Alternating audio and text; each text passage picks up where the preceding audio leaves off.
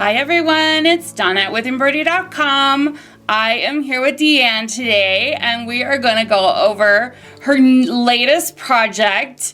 It is Kimberbell's Watermelon Cuties from the Cuties CD. And oh my gosh, I love how this turned out. This is so cute. So in the CD there are 12 different designs to make these table toppers. And of course, obviously, you picked the Watermelon Cuties. Why did you pick that one?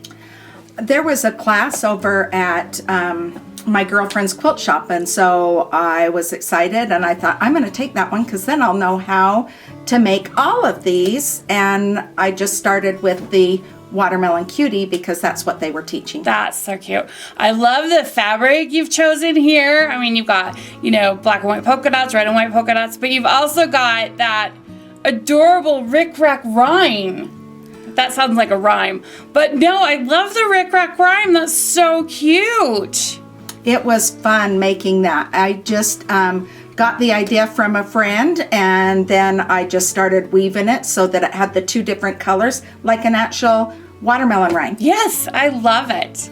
And of course you can see that some of your fabric is actually watermelon. Some are watermelons in themselves, but then others are just like red with the seeds and stuff. But I love that you paired it with the black and white polka dots, the white and red polka dots.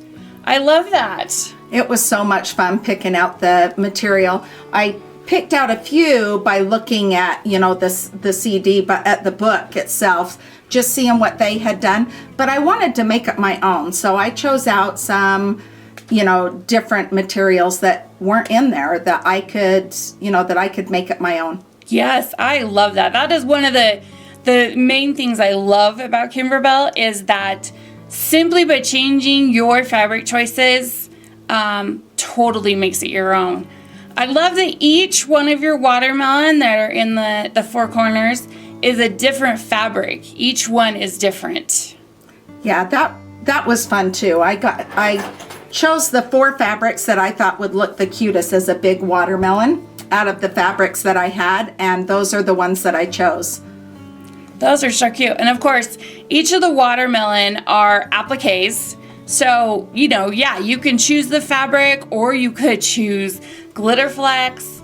But even though you had some of these that you chose that were watermelon fabric, you still embroidered the seeds for the watermelon. Yeah, they kind of just stand out better. They're on top of the material, not woven in the material, and so they're on top of the material, and so they just stand out better. And I thought, you know what? That's just material. Let's do the real seeds. So yeah. I did the seeds. I love it. And then something you learned by doing this table topper is this quilting. That was something new for you to learn, right? Yeah, that was really new for me to learn. And I learned that by going into the IQ designer and was able to pick the designs that I wanted and shrink them or make them bigger and put them on each square that I wanted to put them on and make it stay within that square. Oh, really? So in the middle part of the square, that quilting design, yeah, I see what you're saying, is right in perfect placement of the fabric squares that you chose to make the middle of. Yes. I love that. That is so unique. I'm glad that you were able to, beyond learning new techniques, that's really cool. I hadn't noticed that before.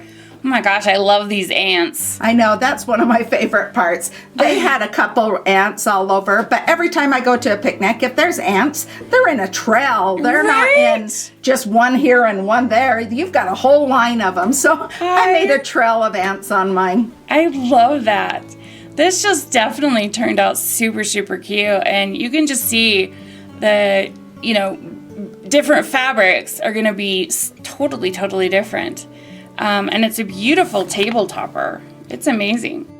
As we mentioned before, this Kimberbell's Cuties CD includes 13 unique seasonal table toppers, featuring designs like snowmen for January, an umbrella for April, a witch hat for October, and a wreath for December. Thanks so much for joining us this week for our beginner's journey into machine embroidery projects. For up-close pictures and more information about this week's project, head over to our beginner's journey into Machine Embroidery Blog on embroidery.com, where DeeAnn will share her latest project with all of us. Make sure your notifications are turned on, as that's how you'll know a new video is up. And as always, we love to hear your comments and suggestions, so leave them for us below.